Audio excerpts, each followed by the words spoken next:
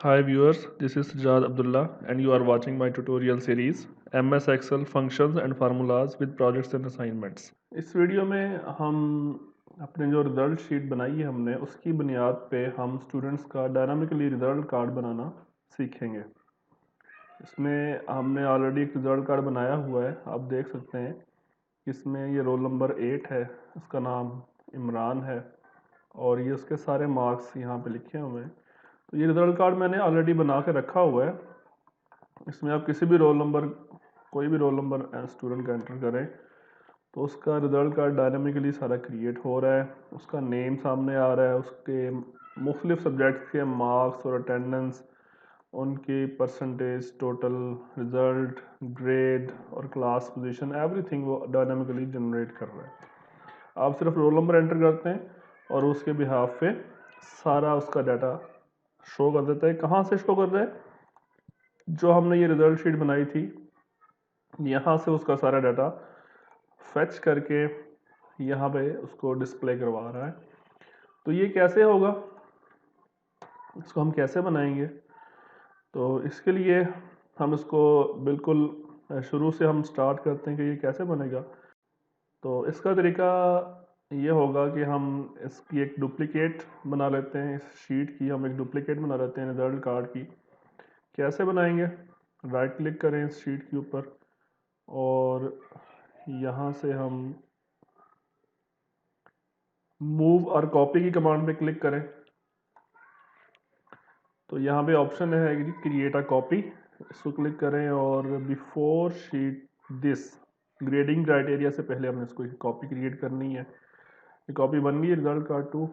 इसमें से हम इसके जो फार्मूले लगे हुए हैं वो ख़त्म कर देते हैं, बाकी फॉर्मेटिंग वही रहेगी ताकि हमें फॉर्मेटिंग में हमारा टाइम ज़ाया ना हो।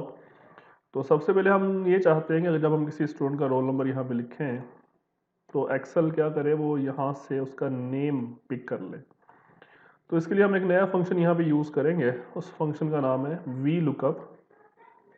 तो आप सबसे पहले इक्वल टू प्रेस करें, उसके बाद फंक्शन का नाम लिखें वी लुकअप ब्रैकेट स्टार्ट। उसके बाद ये लुकअप वैल्यू, कौन सी वैल्यू आप सर्च करना चाहते हैं, हम ये वाली वैल्यू सर्च करना चाहते हैं और उसके बाद कॉमा लगाएं। टेबल एरे, मतलब किस टेबल के अंदर आपने ये वैल्यू सर्च करनी है। टेबल हमारे पास ये है, ये सारा हमारा टेबल है, रोल नंबर वाले कॉलम से लेकर आखिर तक पोजीशन वाले कॉलम तक ये सारा हमारा टेबल है। इसको हम सबको सेलेक्ट करेंगे और तीसरी चीज़ हमने ये बतानी है कि कॉलम, कौन से कॉलम की वैल्यू आपने पिक करनी है। हम एक्चुअली यहाँ पे नेम को डिस्प्ले करवाना चाह रहे हैं, तो आप देख सकते हैं नेम जो है वो कॉलम नंबर 2 है, तो हम यहाँ पे 2 लिख देंगे। ये आपको कॉलम इंडेक्स नंबर है, इसको ब्रैकेट क्लोज कर दें। अब आप देखें यहाँ पे उसका नेम यहाँ पे आ गया है। दोबारा आप देखें इस फंक्शन को, सबसे पहले हमने बताया जी आपने कौन सी वैल्यू सर्च करनी है, हमने कहा जी C4। इस वैल्यू को ढूंढना है, कहाँ पे ढूंढना है? ये टेबल है जी शीट 1 के अंदर, जो पूरा हमारा डाटा था, ये पूरा हमारा जो डाटा था, ये सारा हमने जो सिलेक्ट किया था ये हमारा टेबल है। और तीसरी चीज़ क्या बतानी है आपने? तीसरी चीज़ आपने ये बतानी है कि उस, ये एक्चुअली इसने डाटा हमारा चेंज किया, इसको हम दोबारा लिख देते हैं एक दफ़ा, क्योंकि जब हम किसी शीट में जाते हैं तो वो फार्मूला तो ओपन होता है, तो वो उस शीट को सिलेक्ट कर लेता है। दोबारा इसको रेंज दे देते हैं। और तीसरी चीज़ आपने ये बतानी है कि कौन से कॉलम की वैल्यू आपने यहाँ से पिक करनी है। तो हमने स्टूडेंट नेम चाहिए, तो हम उसका इंडेक्स नंबर 2, पहला कॉलम हमारा A है, दूसरा कॉलम हमारा B है, तो ये हमने उसको कॉलम नंबर 2 का ऑप्शन दिया, तो हमारे पास उसका नेम आ गया। अब इसी तरीके से यहाँ पे तो हमें नेम चाहिए था, यानी कि कॉलम नंबर 2 की वैल्यू हमें चाहिए थी, सेकंड कॉलम में। और आगे हमें नेक्स्ट क्या करना है, हमने इंग्लिश के मार्क्स पिक करने हैं इंग्लिश के हमने मार्क्स पिक करने हैं, वही सेम फार्मूला हम यहाँ से कर लेंगे कॉपी और इधर ला के हम कर देते हैं पेस्ट। तो ये प्रॉब्लम ये हुआ है कि उसने सेल मर्जिंग भी कर दी है, इसको हम दोबारा अनडू करके दोबारा फिर हम इसको पेस्ट करते हैं, पेस्ट वैल्यू, तो वैल्यू पेस्ट होगी। तो इसका एक और हल है, फिर हम इसको यहाँ से फार्मूला कॉपी करें और यहाँ पर डबल क्लिक करके इसके अंदर हम फार्मूला पेस्ट करते हैं। तो अब आप देख सकते हैं फार्मूला हमारे पास आ चुका है। वैल्यू हमने वही C4 ही हमने सर्च करनी है, लेकिन इस बार हम इसको एब्सोल्यूट रेफरेंस में लिखेंगे क्योंकि हमने इस फार्मूले को नीचे कॉपी करना है। कॉपी करते हुए हम C4 को चेंज नहीं करना चाहते। C4 वो रोल नंबर है जिसको हमने सर्च करना है, तो ये C4 स्टैटिक ही रहेगा। उसके अलावा ये जो टेबल की वैल्यूज़ हैं A8 से लेकर V17 तक, ये भी स्टैटिक ही रहेंगी, ये चेंज नहीं होनी चाहिए। तो इसलिए भी हम इनको एब्सोल्यूट एड्रेसिंग में कन्वर्ट कर देते हैं। और आखिर में वो कॉलम नंबर है जिसकी वैल्यू आपने पिक करनी है। इंग्लिश के जो मार्क्स हैं उसका कॉलम नंबर 3 है, हम यहाँ पे 3 लिख देंगे। तो अभी आप देख सकते हैं यहाँ पे A लिखा आ गया है। A क्यों है? बिकॉज अहमद का डाटा इस वक्त ओपन है और अहमद के इंग्लिश में जो मार्क्स हैं वो A यानी कि एब्सेंट है। तो अगर आप यहाँ पे फर्स्ट करें किसी रोल नंबर 1 का डाटा एंटर करते हैं, उसके मार्क्स कितने हैं? 78। तो आप उसको कंफर्म कर सकते हैं 78 आ रहा है। तो इस तरीके से जिस भी स्टूडेंट के मार्क्स आप रोल नंबर एंटर करेंगे उसके मार्क्स डिस्प्ले हो जाएंगे। तो फार्मूले को एक दफ़ा दोबारा देख लें, हमने पहले भी डिस्कस किया इस फार्मूले को। सबसे पहले आपकी जो ओपनिंग पहला पैरामीटर वो क्या है? जो वैल्यू आपने सर्च करनी है। दूसरी चीज़ क्या है? टेबल का नाम जहाँ से सर्च करनी है। और तीसरी चीज़ कॉलम नेम, जिस कॉलम की वैल्यू आपने पिक करनी है। यही फार्मूला आप कॉपी करें और इधर ला के आप इसको पेस्ट कर दें। लेकिन यहाँ पे चेंज क्या आएगा? यहाँ पे जस्ट कॉलम नेम चेंज होना है। बेसिकली कॉलम है क्या? ये इंग्लिश की अटेंडेंस है। तो इंग्लिश की अटेंडेंस के लिए हमारे पास ये है जी, इंग्लिश की अटेंडेंस ये 53 है, मतलब ये कॉलम नंबर 4 है आपका। 1 2 3 4 ये कॉलम है आपका। तो हम यहाँ पे कॉलम नेम चेंज कर देंगे, 3 की बजाय हम कर देते हैं 4। तो हमारे पास रिजल्ट क्या है? 67। तो क्या यही है? आप देख लें रोल नंबर 3 की अटेंडेंस कितनी है? 67। तो ये हमारे पास सक्सेसफुली रिजल्ट शो हो रहा है। लेकिन इसमें एक और चीज़ भी है, आप जो हमने रिजल्ट कार्ड बनाया था उसमें आप देख सकते हैं कि यहाँ पे ऑब्टेन मार्क्स भी आ रहे हैं और स्लैश टोटल मार्क्स भी आ रहे हैं। दोनों चीज़ें डिस्प्ले हो रही हैं। तो ये कैसे आएगा? इसको थोड़ा सा चेंज करना पड़ेगा फार्मूले को हमें। यहाँ पे आप यहाँ पे कॉनकैटिनेशन ऑपरेटर लगाएं एंड साइन। शायद हम ये पहले भी यूज़ कर चुके हैं कि अपने किसी प्रीवियस वीडियो में। तो इसका पर्पस क्या होता है एंड साइन का? कि हम इस जो फार्मूला है हमारा, ये जो भी आपने फंक्शन लगाया हुआ है, इसके साथ हम कोई और चीज़ भी ऐड करना चाह रहे हैं। यानी सबसे पहले तो हम स्लैश ऐड करना चाह रहे हैं, तो आप डबल कोट्स में स्लैश लिख देंगे। अब ये स्लैश एंड में उसकी ऐड हो जाएगी। आप देख सकते हैं अब आखिर में स्लैश आ चुकी है। लेकिन स्लैश के अलावा भी हमने कुछ और चीज़ें ऐड करनी है। मतलब हमने वो टोटल जो मैक्सिमम मार्क्स हैं इंग्लिश के वो ऐड करने हैं। तो वो कैसे मिलेंगे आपको? आप सिंपली यहाँ पे शीट पे आके क्लिक कर दें। फार्मूला आपका ओपन होना चाहिए उस वक्त, और आप इस सेल पे आके क्लिक कर दें इंग्लिश के मैक्सिमम मार्क्स पे। और दूसरा काम ये करेंगे, इसको आप एब्सोल्यूट कर दें, क्योंकि इसको भी हम चेंज नहीं करना चाहते जब फार्मूला कॉपी पेस्ट हो। तो अब आप देख सकते हैं हमारे पास पहले हमने 61 का रिजल्ट डिस्प्ले करवाया था, उसके बाद फिर स्लैश हमने ऐड की, अब हमने टोटल मार्क्स उसके ऐड कर दिए। इसी तरह से टोटल अटेंडेंस भी उसके साथ आप ऐड कर सकते हैं, स्लैश, उसके बाद हम इसका सेल एड्रेस मैक्सिमम अटेंडेंस और इसको हम कर दें एब्सोल्यूट। ये हमारे पास अटेंडेंस भी आ गई। अब हमने नेक्स्ट आगे क्या करना है? नेक्स्ट यही फार्मूला हमने आगे पेस्ट कर देना है। अटेंडेंस वाला फार्मूला आप यहाँ पे पेस्ट कर दें और यहाँ पे चेंज क्या आना है? फर्स्ट ऑफ ऑल तो यहाँ पे कॉलम का नंबर चेंज हो जाना है। 4 की बजाय क्या आएगा? 5। जब आप 5 एंटर करेंगे तो आप देख सकते हैं कि ये है 67 मार्क्स उसने पिक कर लिए यहाँ से, लेकिन इसके जो टोटल मार्क्स है वो 100 हैं और यहाँ पे हमारे के पास क्या डिस्प्ले हो रहा है? 85। वो प्रीवियस फार्मूला वहीं पे वो अभी तक चल रहा है। तो यहाँ पे एक्चुअली होना ये है कि यहाँ पे आपका जो मैक्सिमम जो अटेंडेंस थी वो D7 में थी, लेकिन यहाँ पे जो मैक्सिमम मार्क्स हैं वो D7 की बजाय E7 में है, तो हम यहाँ पे E7 कर देते हैं। E7 में हमारे पास ये है E7 वाला सेल, यहाँ पे 100 है, तो उसने वो पिक कर लिया वहाँ से। यानी कि हर कॉपी पेस्ट में दो चेंजेस होनी है, एक तो कॉलम का इंडेक्स चेंज होना है और दूसरी चीज़ उसका आगे जो मैक्सिमम मार्क्स या परसेंटेज वाला सेल है उसका एड्रेस चेंज होना है। तो ये हम करते जाते हैं, हम इसको करते हैं कॉपी, यहाँ पे ला के पेस्ट। इसी तरह इसको हर सेल में पेस्ट करते जाएं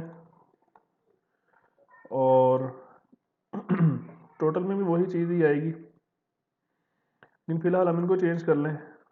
यहाँ पे हमारा सेल कॉलम नंबर 5 था, तो यहाँ पे हमारा कॉलम नंबर 6 हो जाएगा और E7 की जगह पे हो जाएगा F7।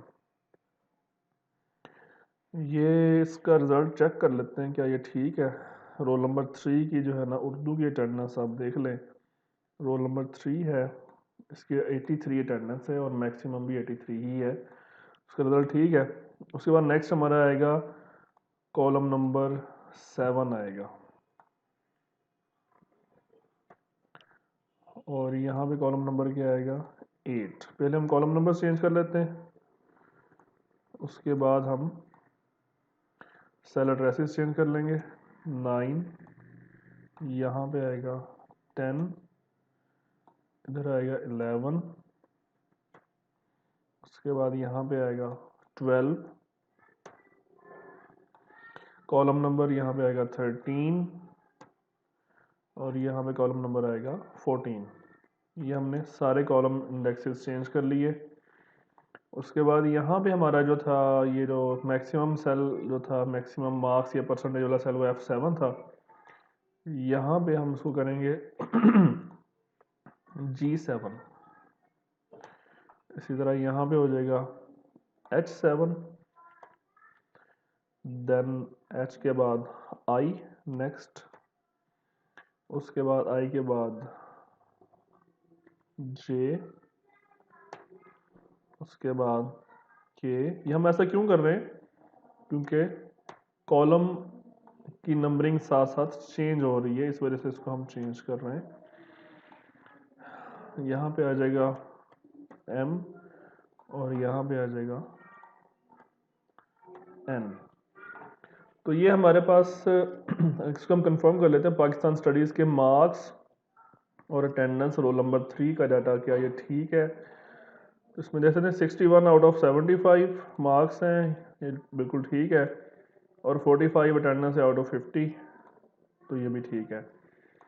तो ये हमारा कंप्लीट हो गया। उसके बाद फिर हम यही फार्मूला आगे पेश कर देते हैं टोटल के अंदर, लेकिन यहाँ पे टोटल में हमें ये स्लैश नहीं चाहिए और उसके मैक्सिमम भी कोई चीज़, बल्कि इसमें टोटल हमें चाहिए, बिल्कुल चाहिए। तो इसका हम देखते हैं कि इसका टोटल का जो नेक्स्ट है ये है टोटल, नेक्स्ट सेल यही है हमारा, तो इसको हम जस्ट चेंज कर देते हैं, 14 की बजाय 15 कर देते हैं और इसको भी n को हम कर देते हैं MNO, चेंज कर देते हैं 311 आउट ऑफ 575। तो ये हमारे पास रिजल्ट आ गया। उसके बाद जो उसके लेक्चर्स हैं वो भी सेम फार्मूले से उसकी अटेंडेंस कैलकुलेट कर लेंगे। यहाँ पे कॉलम नंबर 16 और यहाँ पे आ गया हमारे पास P, column number 362 out of 465, 362 out of 465। Next हमने क्या कैलकुलेट करना है, परसेंटेजेस, परसेंटेज मार्क्स की और अटेंडेंस की। तो मार्क्स की परसेंटेज नेक्स्ट आगे नेक्स्ट वाला सेल वही है, तो इसमें भी जस्ट हमारा फार्मूला चेंज होगा, 16 की जगह 17 आ जाएगा और P की जगह आ जाएगा Q।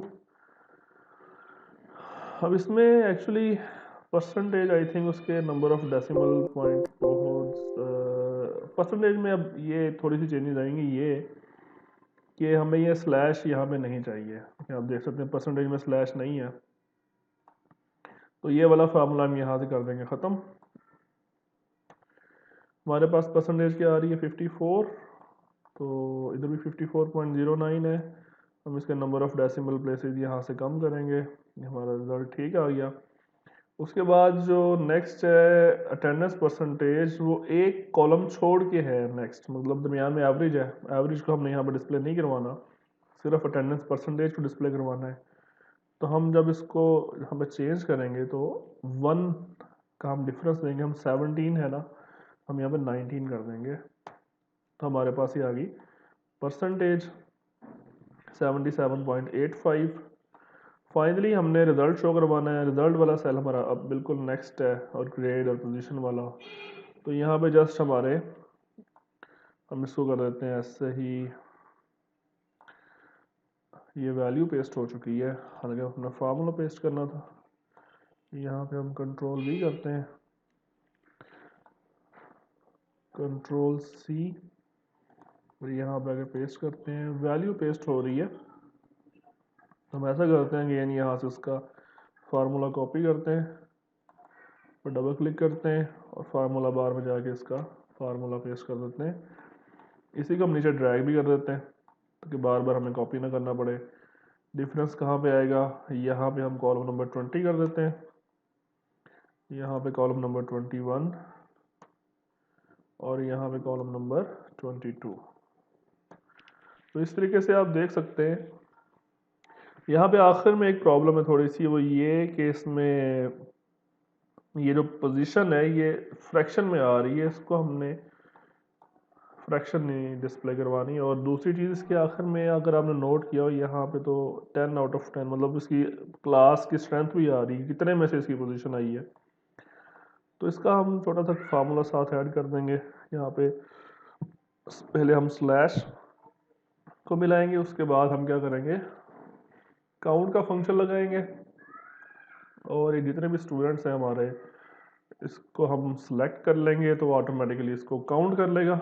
ब्रैकेट क्लोज करने के बाद एंटर कर दें, ये हमारे पास रिजल्ट आ गया 6 आउट ऑफ 10। इसको हमने बोल्ड नहीं किया हुआ था, इसको बोल्ड हटा देते हैं।